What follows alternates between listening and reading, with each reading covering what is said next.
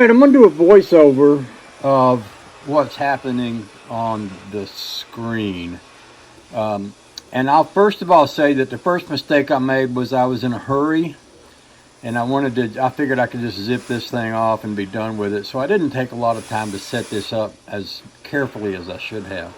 Second mistake I made was I was wearing eye protection that didn't allow me to see. And so I couldn't really see what was going on. And I was trying to figure out what I'm looking at. And at the same time, you're going to be cutting, so you're trying to figure out, how do I get the angle right and such as that. And it was just about during that point where the fire started. Now, you won't see the fire at first. What I'm going to do is I'm going to enlarge the picture, just coming up on that. Now you see some sparks flying. Well, I got a little blowback. And if you look at that line, you'll see smoke. So apparently a piece of hot metal landed on that line. Now, let's say a little bit about cutting torch lines. It used to be back in the old days that guys would have these cutting torches that would sit in the corner of their garage, and they'd use them all the time, and they never went bad, they never rotted out, just made out of good old-fashioned American rubber. After a certain point, I guess the Chinese came along and they started making lines, and I noticed that within a year or two, the lines would literally rot out and break in two. It might be partially due to the fact that I was living up in Maine. I don't know. But anyway, that was a problem. At this point, what you're looking at is there's a fire there, and I haven't seen the fire. I'm still messing with the torch because the torch is dying down, and I'm turning the torch up, trying to figure out why the torch ain't going. So you see there's fire going on here, and I'm not aware of it. Got these dark glasses on, I can't see it. So here I am back here readjusting my torch and getting everything all ready, and suddenly the hose itself starts to burn. And I still haven't noticed it. So the hose is burning, and after a bit, the hose burns through. That red hose is hooked to the acetylene, so the acetylene is going to ignite. We'll just wait and watch. That'll happen in a minute. And in the meantime, I'm way over there, still trying to get my cut figured out and all that stuff. Now, what I should have done, and I'm going to admit what I should have done, first thing I should have done was taken my time and planned my cut. Second thing I should have done is positioned this so that the line was nowhere near the place where the sparks were going to go. And you can see that I'm thinking about that because I'm even right now pulling the line away from what I'm cutting, but it's already too late now, and I don't even know that thing's burning. The third thing is I should have had some eye protection that allowed me to see at the same time that I was making my cut, which I didn't have. So that was my three big mistakes. Now, a lot of tubers have done is said, well, you should have cut the gas off. So I'm going to let you watch for yourself and see the very first thing I do once I realize there's fire there is throw the torch down away from there and go over and cut the gas off. We're still waiting for that to happen, but it's going to happen just there goes the big flame. And see, this is where pretty soon here it gets my attention. You'll be able to tell when you see me like, oops, something's going on. And I walk over and I throw the torch and I turn the gas off. What happened after that is the line fell down and there was still gas leaking back out of the line. Now that thing that the line is sitting on is another acetylene bottle. So that's another mistake I made. I shouldn't have had more than one acetylene bottle in that cart. And what I'm trying to do here is I can't turn a handle on that little bottle because it doesn't have a handle. It's one of those things with a little nub and you have to have a special wrench. I can't get my hand in there, but I was trying to put the fire that at this point is probably burning in that piece of plastic that's down in there, and I'm trying to get that fire put out enough to get my hand in there, and then poof, the overflow valve on that bottle goes off. And you'll see me, I'm sitting back there studying the situation because I can't move that tank because all these metal pieces are on the ground. If I try to drag that tank back, I'm either going to be dragging it straight toward the hot rod or over those things, and if I drag it over those things, it's liable to spill the tank out, and then I'm going to have an even bigger problem. So as soon as I get this stuff out of the way, I'm going to drag this tank out of the garage, and I'm going to drag it way out here into the yard, away from the garage, And the second thing I'm going to do is I'm going to move the Studebaker. I tried to move the red Toyota and the battery was dead on it. So you can bet the very next day I went and bought a new battery for the red Toyota. And I also moved my wife's car. And the rest of this video is just the aftermath. There was nothing left to do after that except let it burn and let it burn out. Oh, and I went to grab the water hose, and the water hose had frozen and broken. So I didn't even have a working water hose, which could have been my third mistake. Now, I just made this video and said all this so that I could tell you what I did wrong so that you won't make mistakes that I made. Now, a lot of people wouldn't put this up because they wouldn't want anybody getting what I've already been getting, which people saying, well, you big dummy, you should have cut the gas off, which I did. Or saying some other thing. There's a lot of mistakes that were made. A lot of people are going to criticize me for making mistakes. But you know what? When we make mistakes, if we don't talk about it, it doesn't help anyone else not make mistakes later. This is me trying to crank the red Toyota, and of course the battery's dead on it.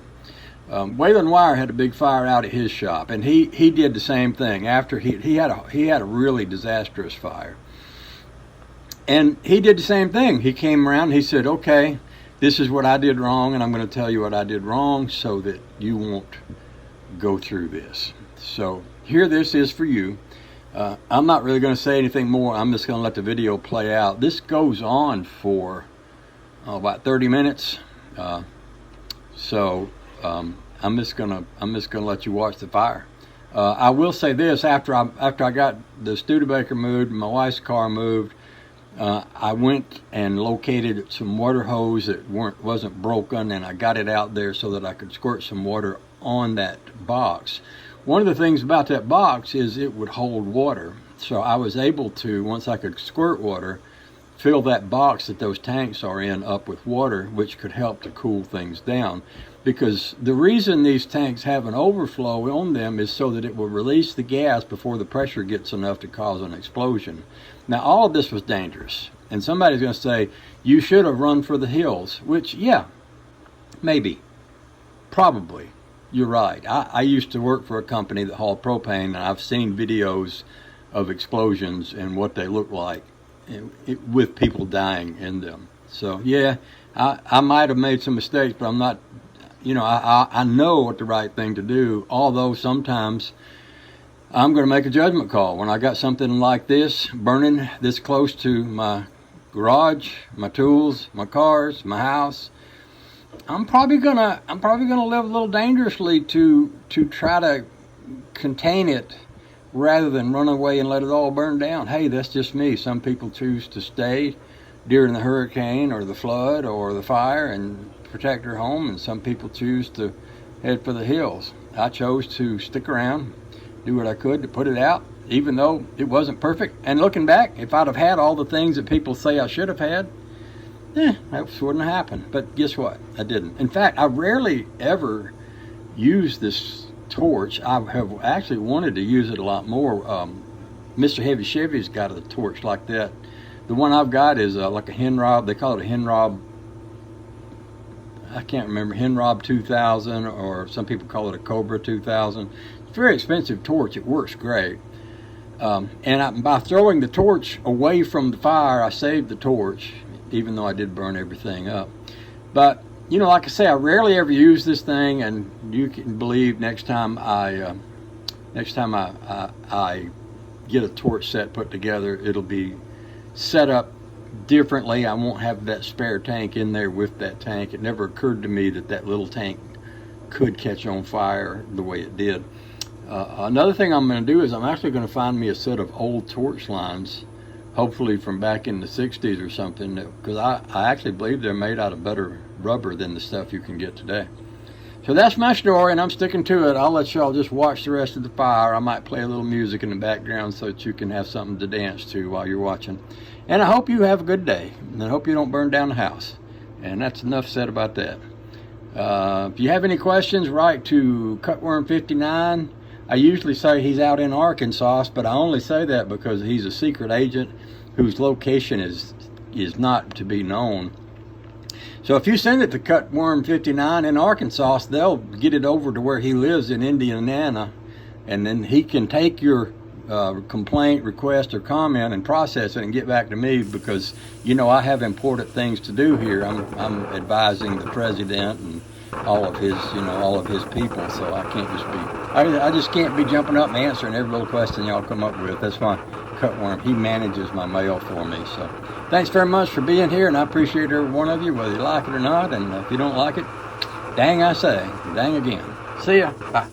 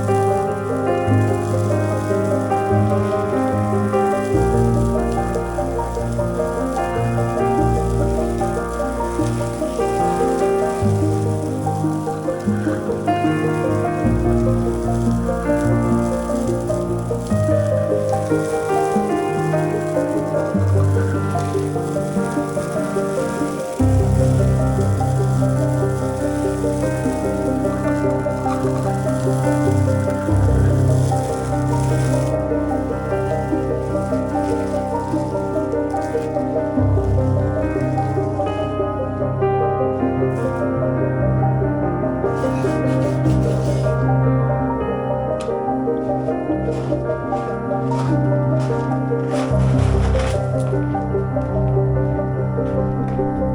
that was an interesting moment.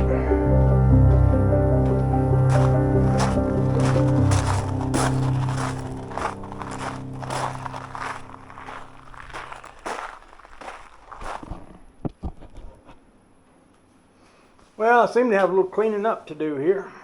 Or she said, all fire.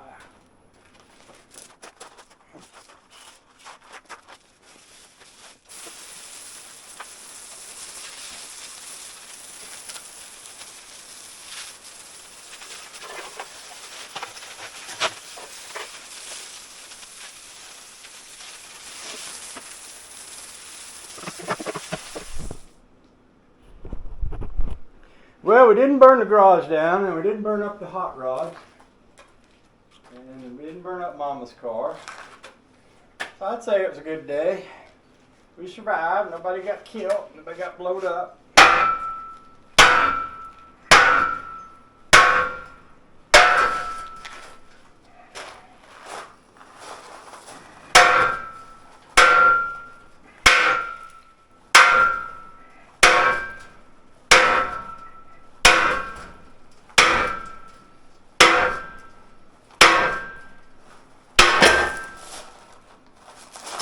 Wasn't the day I was expecting to have, and I got a little cleanup to do, but still, it's a good day. I guess I'm gonna need a new fire extinguisher and 3 new bottles and a new set of hoses and a new set of gauges. I think what I'm gonna do, I'm trying to remember where all this stuff came from, and it probably came from various places. I know Charles Dyer gave me that last line. He said it was a good one, it wouldn't break. And it was a good one. I've bought a lot of lines online and they were brought out. So, I think what I'm going to do is take what's left over. We got a gas place up over in South Carolina, a good one. And in fact, I've been getting my bottles from them. I think I'm just going to take what I've got in there and say, hey, look what happened here. And then I'm going to say, sell me something that'll never do this. I'm not even sure why that happened. It looked like a line blew out on the gas tank. Over here is what it looked like. Anyway. My gun is still good, and I don't know. We'll see. We'll see what we do next. But we won't do that for a while. Thank goodness, and thank you, Lord, for not letting me get killed or burn up my garage or cook my hot rod or Mama's car or the house or myself or anything. You're always good to me, Lord. I appreciate you. Appreciate you very much.